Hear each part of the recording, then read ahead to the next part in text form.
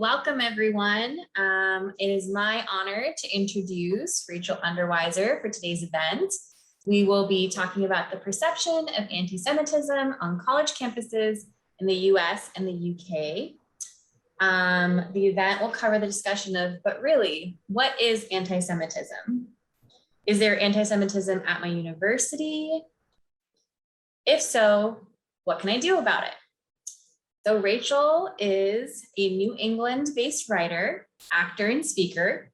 She works for the Foundation to Combat Antisemitism through the Craft Group and their front-facing initiative called Together Beat Hate, where she researches, writes, and conceptualizes innovative ways to discuss and counter hate, bigotry, and discrimination. And from there, Rachel, I will let you take it away. Awesome. Hello, everyone. I'm going to share my screen with you all. Hello, everyone. It's so nice to see so many wonderful faces. Just some quick ground rules. As many of you as possible, I would love to see your faces. So if you want to keep your cameras on, it is so much more fun talking to humans. Also, I want us to feel like we're all in a room together having a conversation. So if you have any questions, any comments, anything you want to add, please throw it in the chat, raise your hand here, do whatever. I want this to be as helpful to you as possible. And I want you to feel like you leave this with information that is useful to you. That's like my initial goal. That's what's most important to me. So on that note, welcome. I'm so grateful that you're all joining me today to have this conversation on this fine Monday afternoon. Honestly, I couldn't even remember what day it was, but we're doing good. And yeah, so this is called The Perception of Antisemitism on College Campuses in the US and the UK. And it's through a research study I had. So let's dive in. So a little bit about me and you all. My name is Rachel. Hi, I'm from Westchester, New York. And my home temple is Westchester Reformed Temple, and it's so lovely to see some people here from WRT. I graduated from Johns Hopkins in 2019 with a degree in writing seminars, theater, and Jewish studies.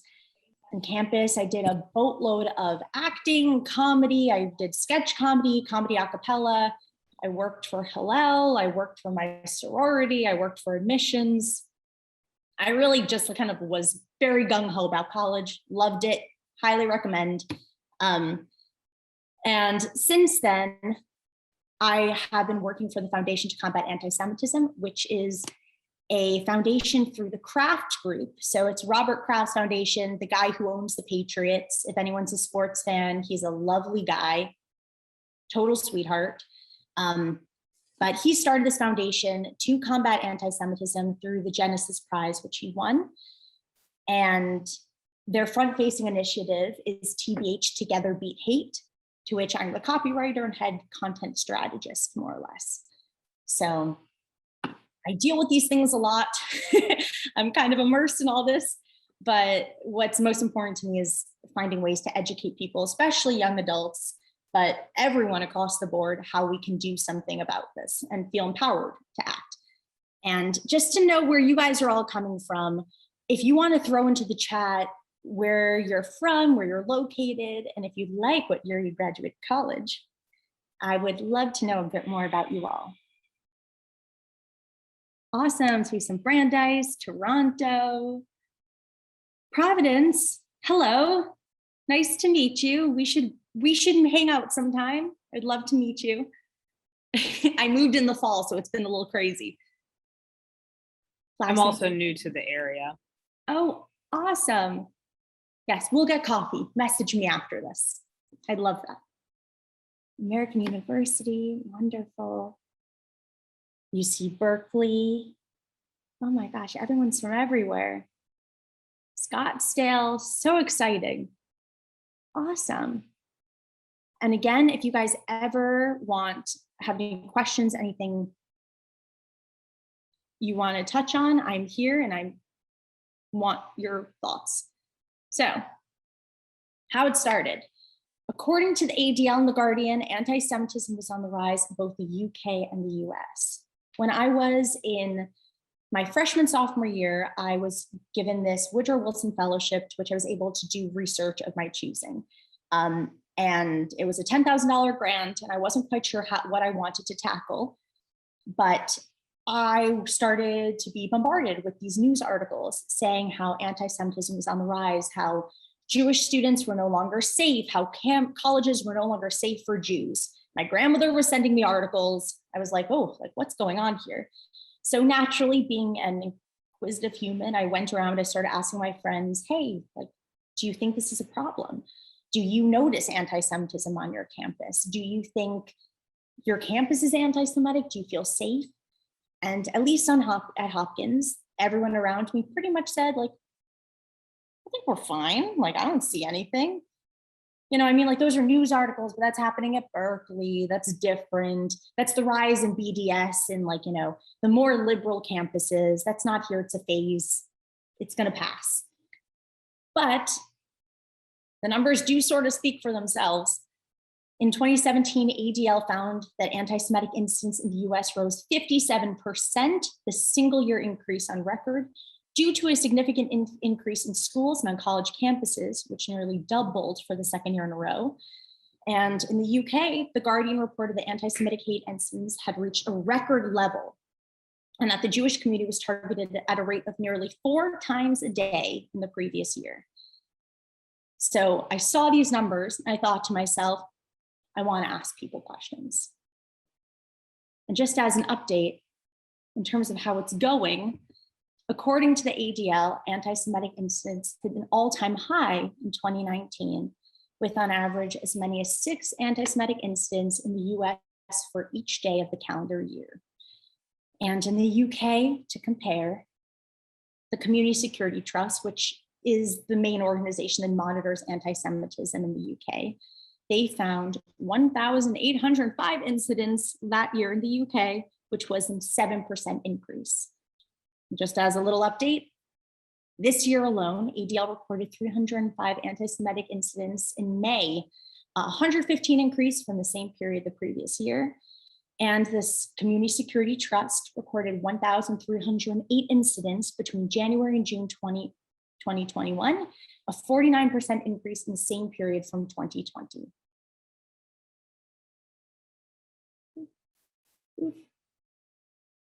And yet, very little research has been done on anti-Semitism on college campus. At the time when I did my research and I was Google searching, like, how can I track anti-Semitism on college campuses?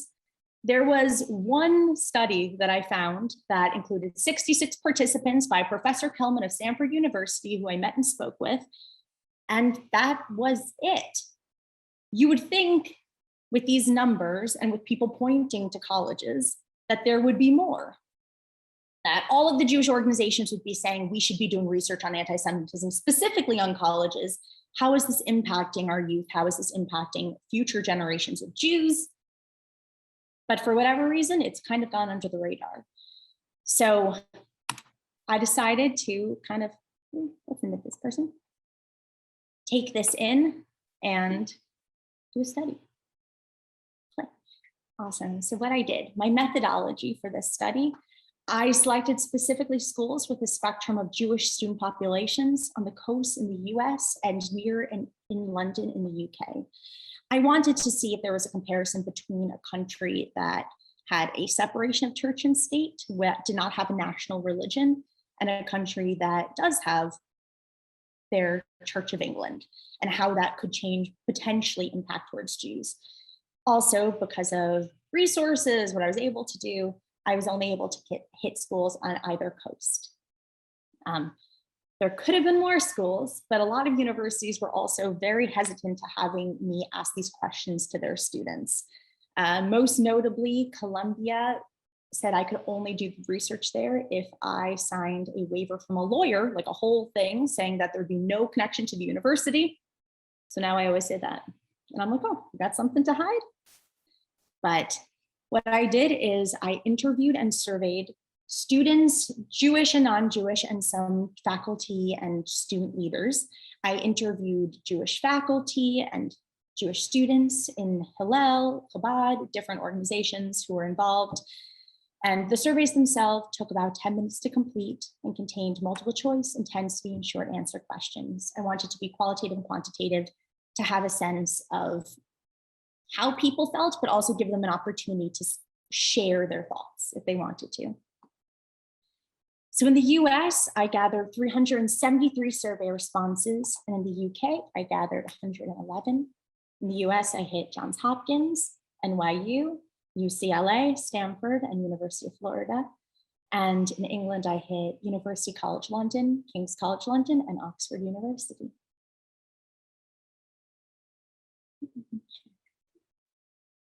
So here are some quick quotes of what I got.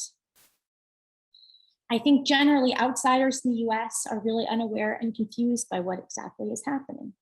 And Jews and Jewish issues are often left out of activist discourse, despite the importance of social justice as a piece of Jewish values. And below is an Oxford quote. I found these questions very interesting because it has made me actively think about being a Jew at university. This is normally quite a passive thought, which has meant I haven't quite appreciated or addressed the level of anti-Semitism people exhibit. So some short results as we jump in from the US surveys. Many Jewish students face anti-Semitic comments from professors, peers, and friends. 24% have been called offensive names because they are Jewish. 43% of the time it was by a friend.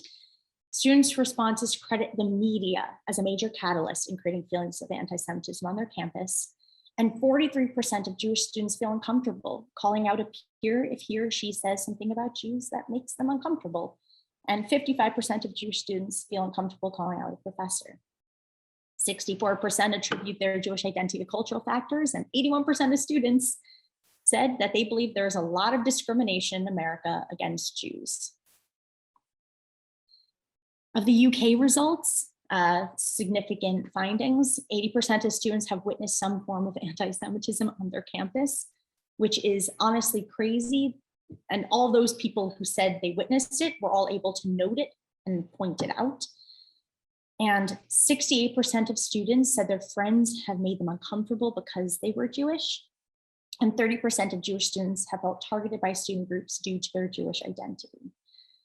Off of the 68% point, I was told by a group of Oxford students that before they entered college, they were told by their families and different community leaders that they were to expect anti-Semitism, but that's just the nature of being a Jew in college. You're gonna see it, people will make comments, but that's okay.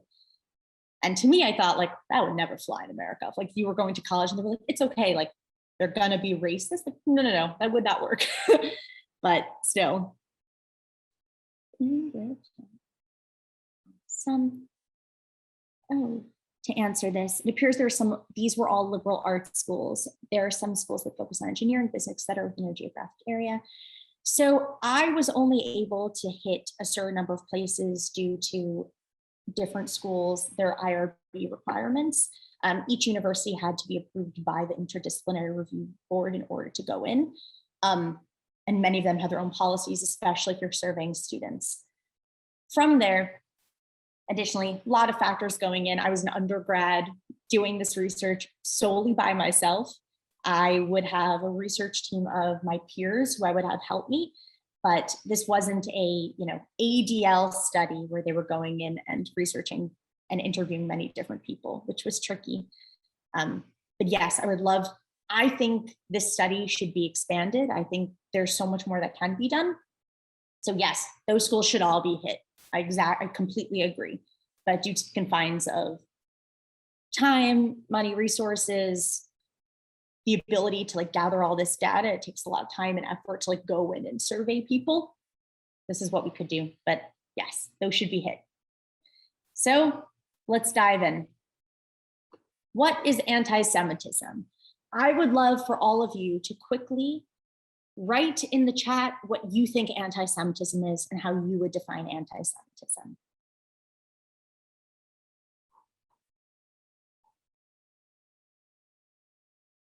I'll wait for you all.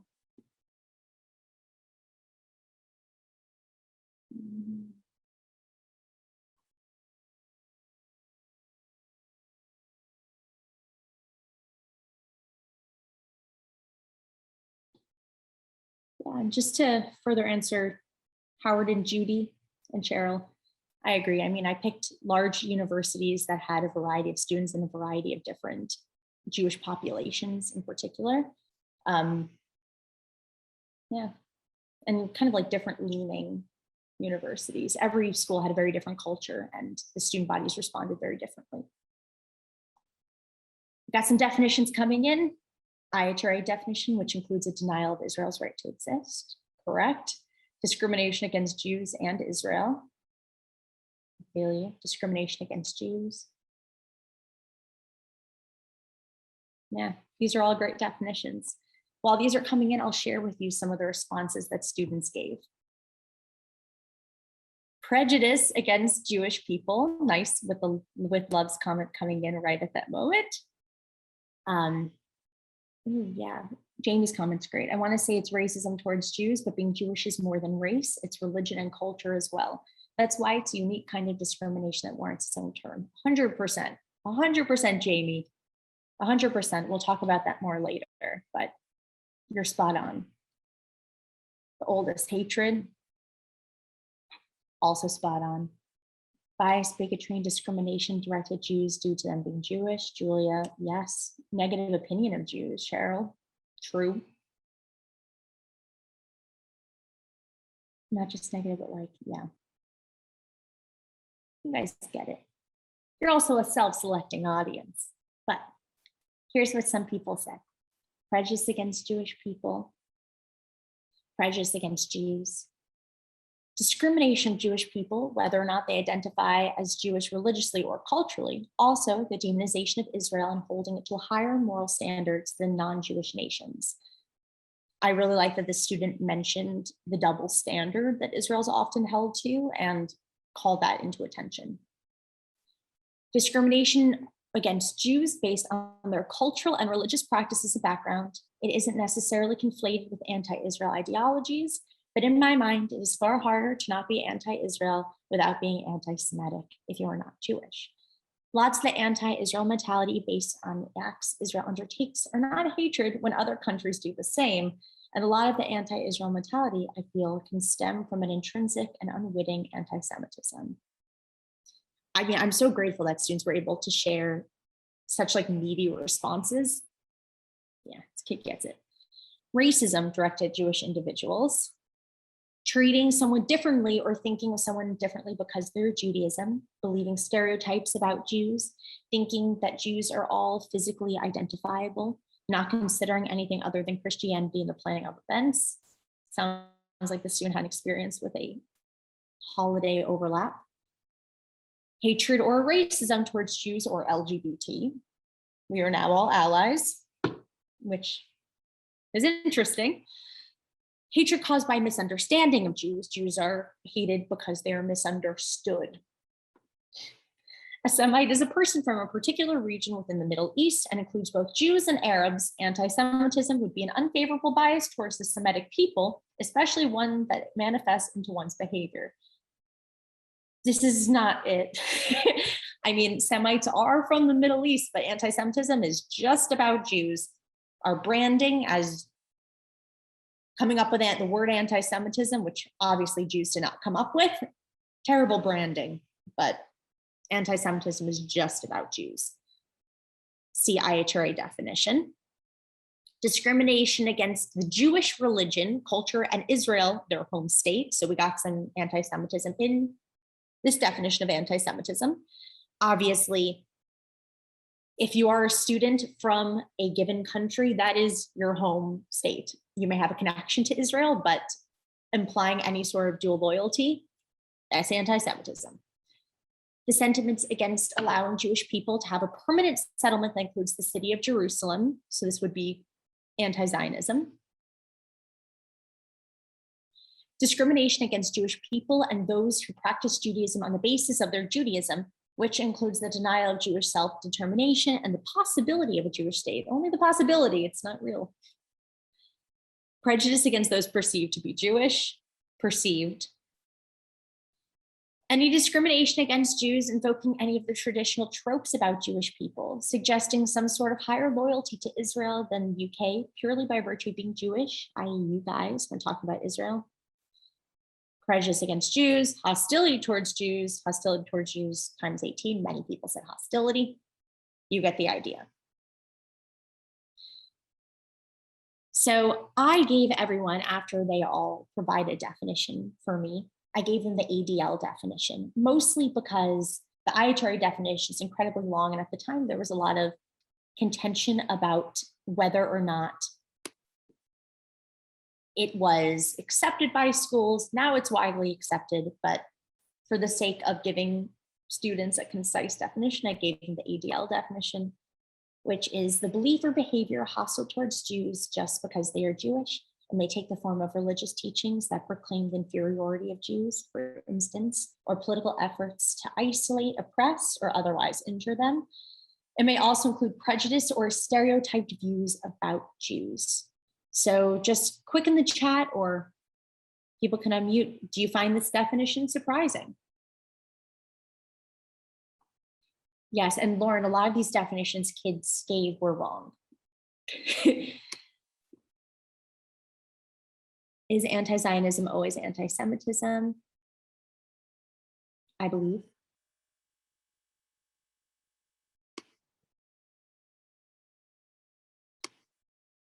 Okay. Yeah, the ADL definition specifically doesn't mention Israel. I was also informed when I was doing my research that it would be wise to not have Israel in the definition of anti-Semitism for the sake of security. People didn't want people to have strong negative reactions that could affect my safety while I was on the ground interviewing and surveying people. But yes, I would include demonization of Israel as immediate anti-Semitism, or any, I believe anti-Zionism is anti-Semitism. Obviously, anti-Zionism is not critique of a country, but the double standards do apply. So to continue, if this makes sense to you, you're absolutely not alone. Only 6% of US students surveyed found this definition surprising. Still, 6% of US students did find this definition surprising, even though it is more of a bare bones definition than it could have been. And 72% of US students surveyed believe most of their campus would agree with this definition, and 80% of UK students said the same. Here's some responses that students gave. I think a lot of students would be more weary of including the element that anti-Semitism can be promoted in a religious environment. I believe this is because the people would more likely associate this kind of environment with Islam, possibly due to the Arab-Israeli conflict, and students tend to be more cautious in making comments that could be identified as Islamophobic. I think otherwise their definition would remain the same, maybe mention the Holocaust as an example. This is from a student from Oxford, and in the UK, there is much more, the results and the responses tended to sway more on the side of concern about being Islamophobic, and there were people who were actively very against Israel in what they would say in the comments they would give. So I found this very interesting to kind of summarize that. I think on-campus students often do not realize they're saying things that are anti-Semitic. And so I'm not sure if they would agree with this definition or not. I don't believe they intend to say things that are anti-Semitic and would not consider themselves anti-Semites, yet they often say things that are anti-Semitic. Given that, I think their definition might include an idea of intent to injure. That being said, I mean, is to, respond to this student is, can you be racist? Can you do something that is racist or hurtful or discriminatory unintentionally? Of course. We do things all the time that we don't intend to do because we are systemized into a society where we believe that that's how you're supposed to behave. But then you learn and you change how you believe and you can respond differently. Someone can make an anti-Semitic joke and not be an anti-Semite, but that doesn't make the joke funny. So that's what I would say to the student. I didn't know it was specific to Judaism. I thought it was against any religion different than your own. Nope, anti-Semitism is just about Jews. It is the oldest hatred, but it's just about Jews. We're special, we're the chosen people. We get to claim anti-Semitism for our own. Don't tell the others. I don't think many young people today understand the extent that anti-Semitism reaches. Hells yeah. 18% of US students surveyed say they have witnessed an anti-Semitic event on their campus. 10% said they were unsure. This compares to the 20% average from the UK students surveyed. I think that's still pretty strong. This is from Jewish and non-Jewish students across the board, all saying that many people believe they have witnessed an anti-Semitic event. However, this is different than the amount of people who've actually witnessed an anti-Semitic event. To name a few, swastika drawn in ketchup on a friend's takeaway pizza, a Jewish girl running for student president had pictures of Hitler taped next to her campaign flyers. In the campus Facebook page, someone jokingly posted about wanting to get a ticket for the Jew ball, referring to the JSOC ball, and people commented saying that they wouldn't get in because their noses were too small. Non-Jewish course mates joked about the Holocaust. Someone made a Holocaust joke saying that the Germans gave my people free pajamas during World War II. One of my professors refused to let me make up a quiz that was on Yom Kippur and mocked me when I complained that it was discrimination. This did happen to me. This wasn't my quote, but this also happened to me. A neo-Nazi showed up and was yelling, Jews and Arabs need to walk hand in hand back into concentration camps so we can finish what we started. Most of the students on campus were protesting him, but the university legally could not kick him out because he was in a free speech zone and was not being physically violent yet. Someone drew a swastika on the wall of my university room in the first year and wrote Hail Hitler on it. I was on an effort with other students to organize a rent strike against the university. I was going to dorms to ask people to sign up to this when one of the leaders of the rent strike, he asked me what I studied. I said Jewish studies, and he said, oh, so you're a filthy Zionist then. In history class, a student questioned Holocaust survivor requests for return of property following the war. He implied that historians cannot trust these people as they could easily make up lost belongings for profit. And two, a student said that my grandmother, a French Holocaust survivor, could not be French because she is Jewish. I know a girl who frequently speaks about an ex-boyfriend who was Jewish and always talks about how he was very tight-fisted with money, but never forgets to mention that he was Jewish. I find that uncomfortable and consider it problematic. It is problematic and it is uncomfortable. On average, because I think words matter, the way students responded, 23% used the word discrimination in their response, 13% used the word prejudice, 20% used hate, hatred, or hating, and 34% used the word against. 3% of the US students surveyed had anti-Semitic definitions in their definitions of anti-Semitism, and 3% had definitions solely connected to Israel and essentially had the word defined anti-Semitism as anti-Zionism or hatred of the Jewish state. So some quick statistics. 20% of the Jewish students noted being called offensive names because they were Jewish. And a big portion of time it was by a friend or another student. 27% of Jewish students have felt targeted by various student groups because they were Jewish. And 40% have said a peer has made them uncomfortable because they were Jewish. And 13% said a professor did. When asked how anti-Semitic people find their campus, the vast majority, 47% said that they found their campus not all anti-Semitic, but 14% said they were unsure. When asked how many people on your campus do you think are anti-Semitic, most people said some, a few, and again, 14% said unsure. When asked how big of an issue does the general population at your university consider anti-Semitism, the majority said relatively unimportant, and very few said it was more important or very important. And 19% said they did not know.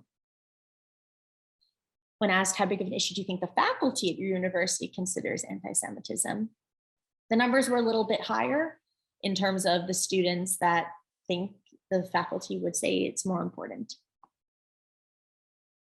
When asked how big of an issue do you consider anti-Semitism at your university, 29% said relatively unimportant, but a little bit important.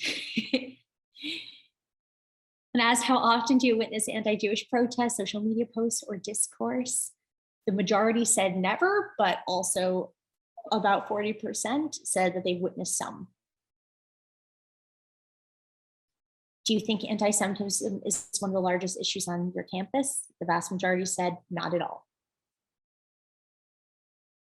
From your perspective, do your peers make comments that are anti-Semitic without realizing it?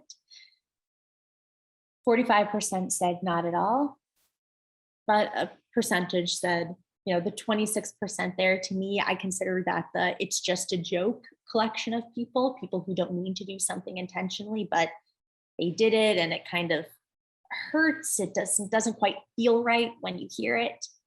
To me, that's the 26%. And from your perspective, do your peers make comments that are anti-Semitic while realizing it? Thankfully, that number goes down a little. So that to me is the weeding out of those who are just jokers and trying to make a point or have some perverse sense of humor or just hate Jews. One of the two. From your perspective, do your professors or faculty members make comments that are anti-Semitic without realizing it?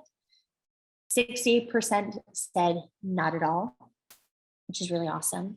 And while realizing it, 78, so that went up. So I account for that difference as a certain degree of, again, those people who make comments maybe about money unintentionally and could use or benefit from someone saying, hey, don't say that. That's not very funny.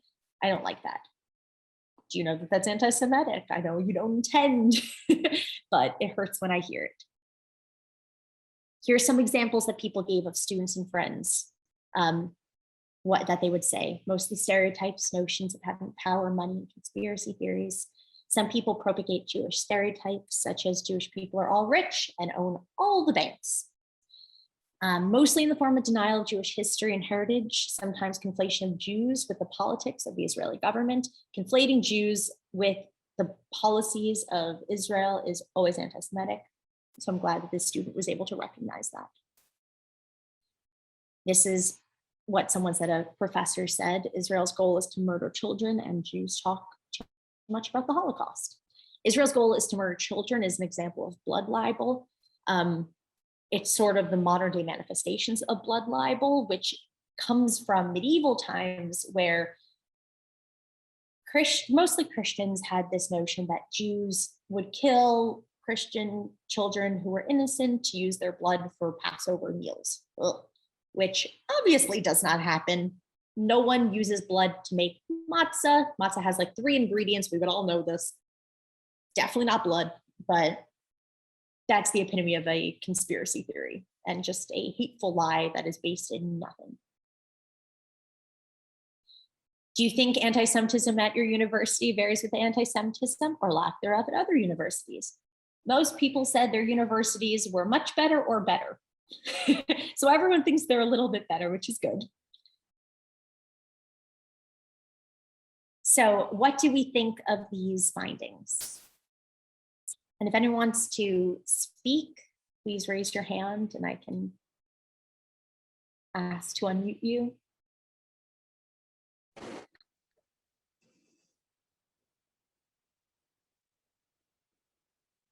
Oh, yes, can I unmute you? Oh, you can unmute yourself. What's your name?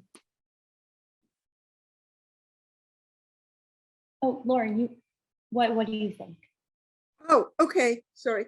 No worries. I thought that the findings would actually be worse. And I'm basing that just as what I'm reading about York University in Toronto and the University of Toronto, but I don't think that we're any worse than American universities. British are probably worse because there's a long-standing anti-Semitism, but York University several years ago, there were a bunch of Hillel students who were actually, they were set upon by, for some reason, Tamil students and Arab students, and the Jewish students had to lock themselves in a room and wait for the police to come. 2 years ago, there was violence by a group of anti-Israel people when there was an Israeli speaker at the university. Both universities have Israel Apartheid Week, and and the sad thing is that York University, when it first opened in the 70s, had the largest number of Jewish professors and Jewish students, but that's going down. So I don't know if you think that maybe students there underestimated in the US, or is our situation in Toronto far worse than in the US? I agree with that. These statistics I just shared were specifically only from the US schools. The UK findings are more grim, I believe, and the students agree. Like the comments from the students, you could tell a major difference I found, and we'll get to this shortly, between the US and the UK schools is that in the US, Jewish students and non-Jewish students had about the same ability to identify anti-Semitism. Whereas in the UK, Jewish students were able to identify anti-Semitism, whereas the non-Jewish students could not. Occasionally there'd be someone that would, but that's where you get the, prejudice against LGBT. And you're like, you don't know what anti-Semitism is. And that's okay. Everyone needs to start somewhere. But yeah, but in the US, there's a wider range of, I don't really know and I don't really get it. Probably because America associates, like the longest form of discrimination in America is racism. And, anti-Semitism people associate as a problem from elsewhere.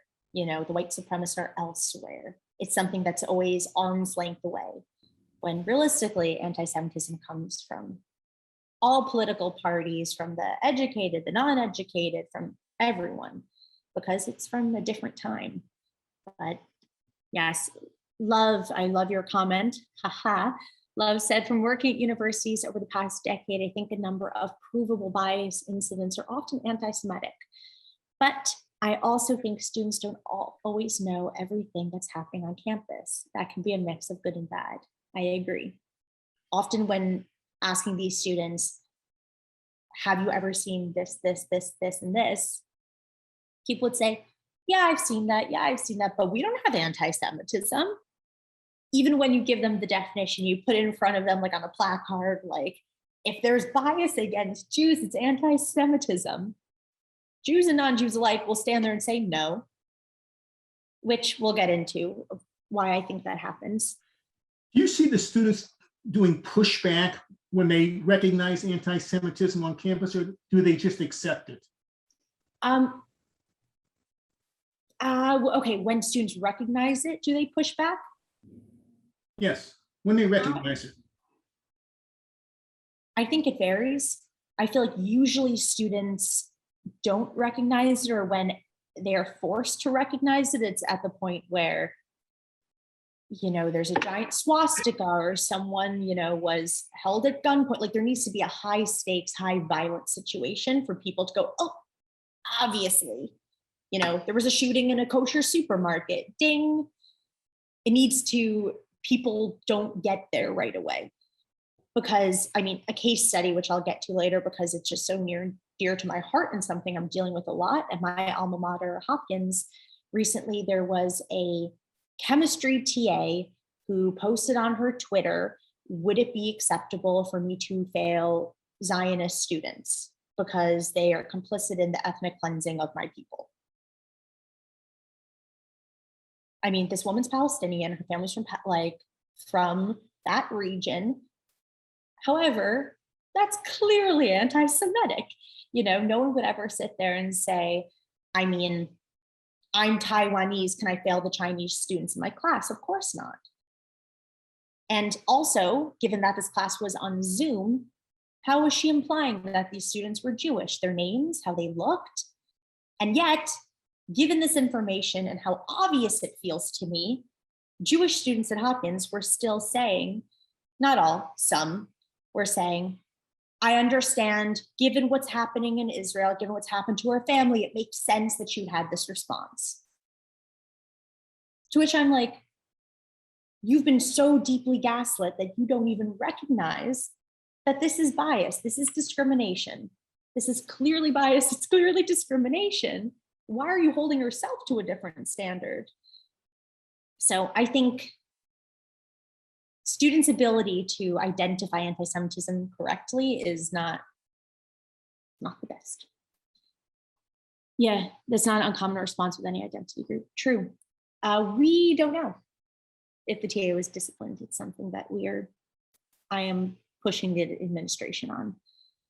Yeah, with some identities, it's much harder to identify bias, 100%, because we'll get there. I got slides on this. We're all on the same page, guys. Rachel, can I ask you a quick question about your experience completing the research?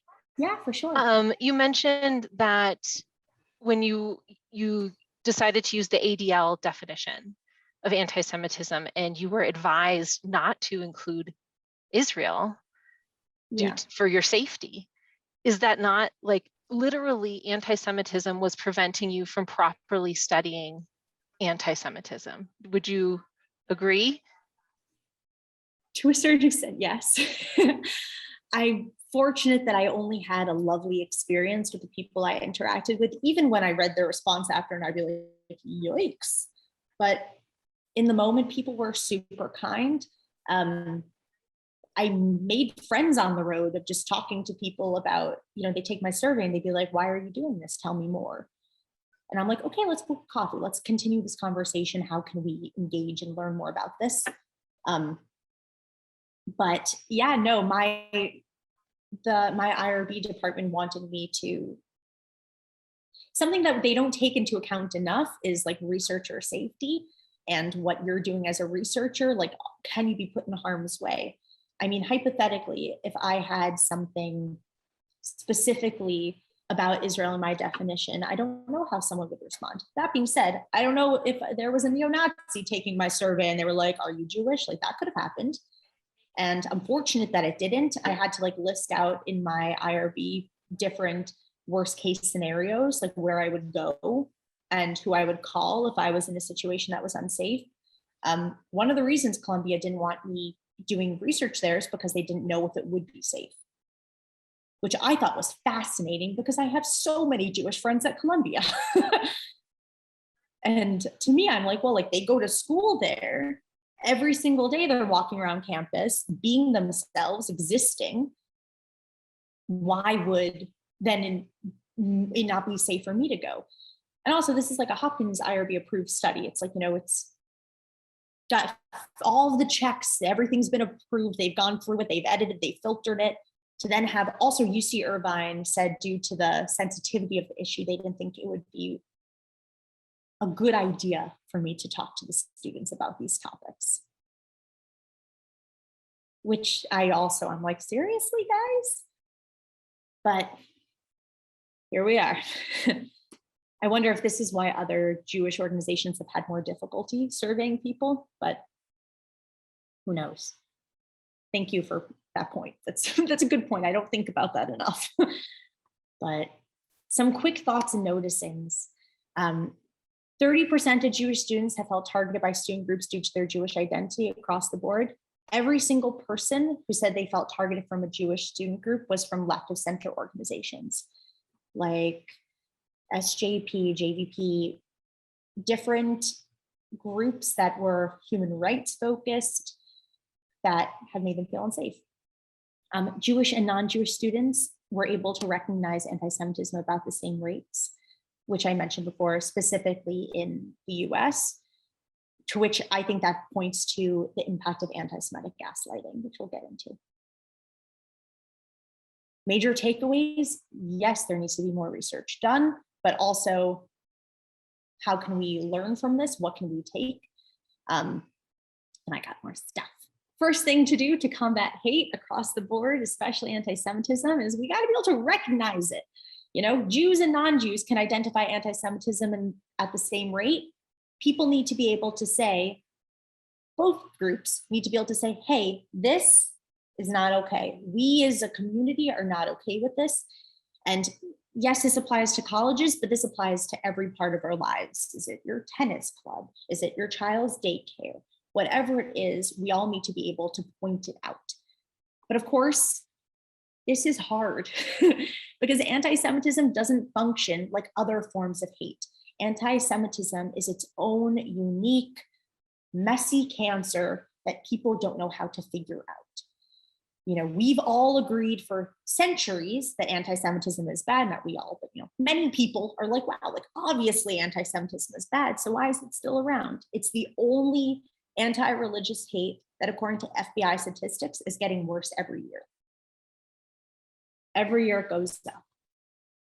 And a part of the tricky reason why it's hard to recognize it is it doesn't function like racism or anti-religious sentiment. Anti-Semitism doesn't happen just because of how someone looks or how someone is perceived in an environment. It's not something, yes, there are people who can say, you don't look Jewish, or I could, people who are wearing kippot or a black hat are more orthodox, they are more easily identifiable and then can be attacked in a more racist way. But it's also not like an anti-religion sentiment, because it doesn't just apply to the way we practice, it applies to who we are. And a part of the reason for this, like we said, it is the oldest hate for a reason. This has been around since the beginning of time because Jews have never conformed. Jews were too Jewish and too stubbornly Jewish for Christianity and Islam, not willing to convert. Jews were always the collective other of society. When, we can look at Esther, we can look at Egypt, we can look at the Crusades, we can look at Germany. Jews are scapegoated as that this is the other group. I believe like 40% of Europeans in 2018 were surveyed, and like 40% of Europeans surveyed in 2018 said that they believe Jews yield too much power and influence in politics, the economy, and in wars around the world, even though Jews make up 0.2% of Europe's population. And many of them have never met a Jew. So like that just speaks to the far-reaching effects of anti-Semitism. Other quick points. Yeah, anti-Semitism did not go away after the Holocaust. And I hear people say this a lot, especially non-Jews or Jewish people even saying, the Holocaust happened, it was terrible, but like, we're in a different place. The fact of the matter is the Holocaust was the pinnacle of anti-Semitism. It's the culmination of anti-Semitism. It's what happens after generations of people scapegoating, isolating, demonizing Jews, living in stereotypes and saying, these are the people that we need to blame. And because all of those things existed before, of course they're going to exist after. It's the same method.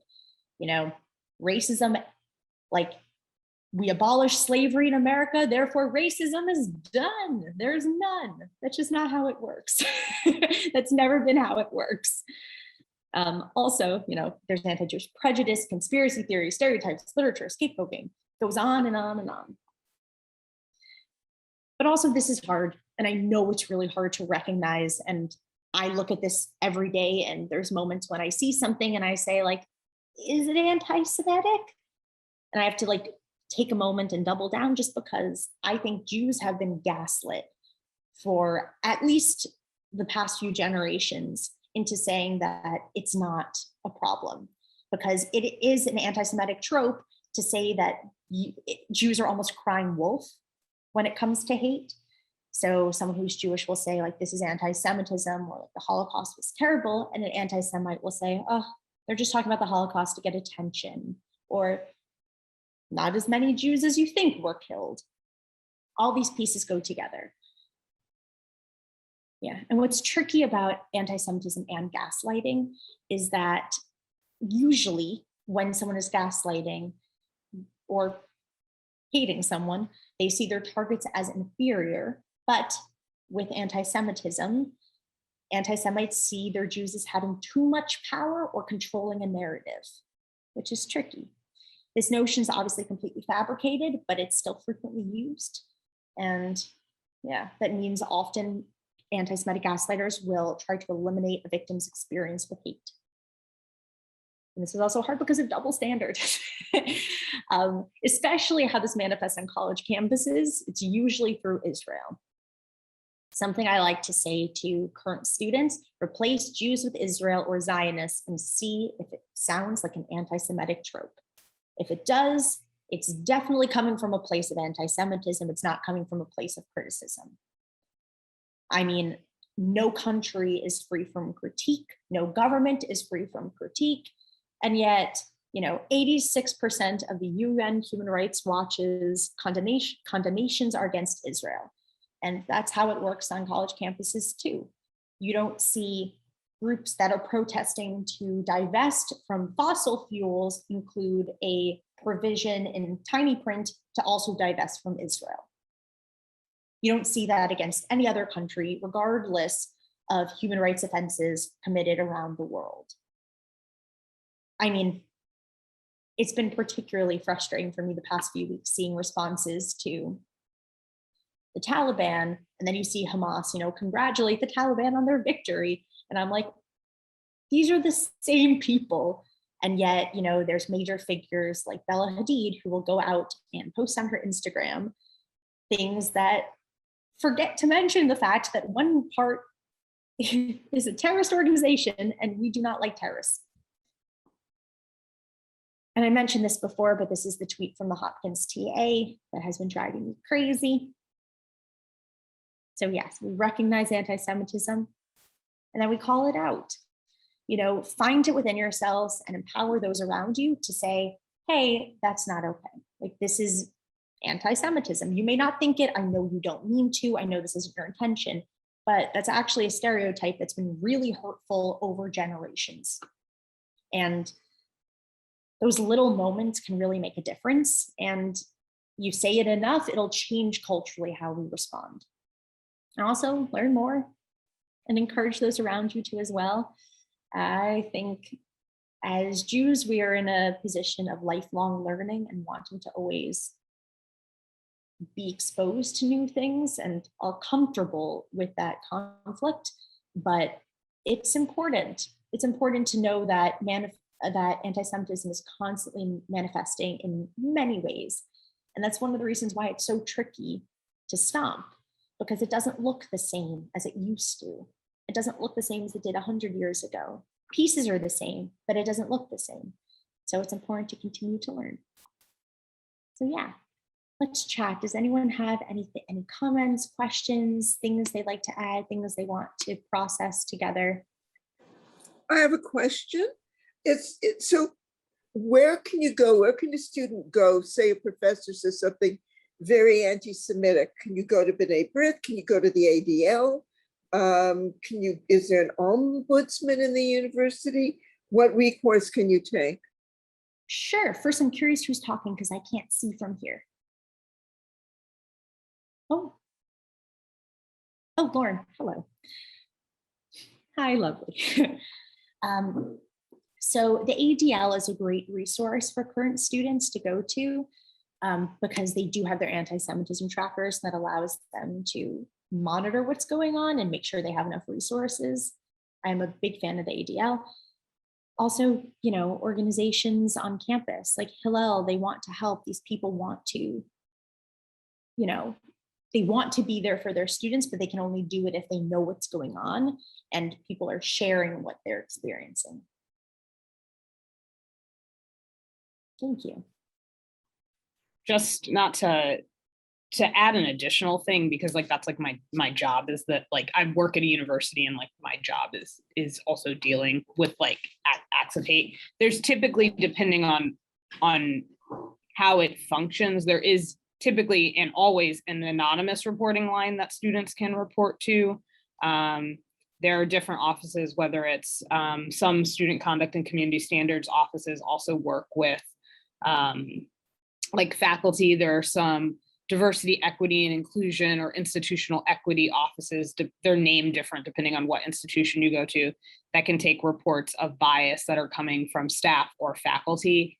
What I find is a lot of times students don't report things at all, but they'll go to social media or they'll go to an outside entity. And by the time that wraps around, that typically is like a more, like a longer process that can also give the impression that the institution isn't responding because the institution was never actually informed. It was just like in informal ways or in ways that are outside of the institution. And thus, by the time, like if something happened in my class, I contact the ADL might respond, but that might be 6 or 7 months later. And so people who might have heard it or anything, it's harder to prove. And so all institutions are going to have some form of reporting, and most of them now with the age of Title IX and stuff have anonymous reporting forms as well to report incidents of bias, just as like an additional kind of administrative perspective. Thank you for having your inside scoop. It's useful to know. I think it's also useful for people to know about these systems kind of in brighter ways, so students can like better like utilize them. I'm sure you do a great job, Love. You're doing great. Maybe not. But I think it also, that's the comfortability though, because I had a student contacted our office back in May and April with the height of things, but then the student never engaged again, despite like multiple outreaches. And so like it takes, I don't know whether the student was satisfied with the response or not. And I think everyone is looking for something different, so. Interesting. I wonder if there's a piece of shame when someone wants to report different types of like hate. It's very vulnerable. No, definitely. I also think there's a certain like burden of proof with all of these things. And so I think if anyone has been a survivor or a victim or whatever you want to call a complainant, whatever you want to call the name of that person, there is a level of process that most people don't want in general. Like they want a solution now, which is typically not what happens. It's tough. Thank you though. Pam, you looked like you were going to say something before. I wanted to check. Oh, no, I was gonna say, I thought I saw a hand raised a little bit while ago. Was it one of the Allens on screen? Please feel free to ask a question. Oh, you muted yourself.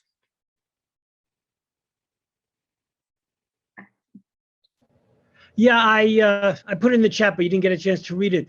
Did your survey include any statistics where questioning non-Jews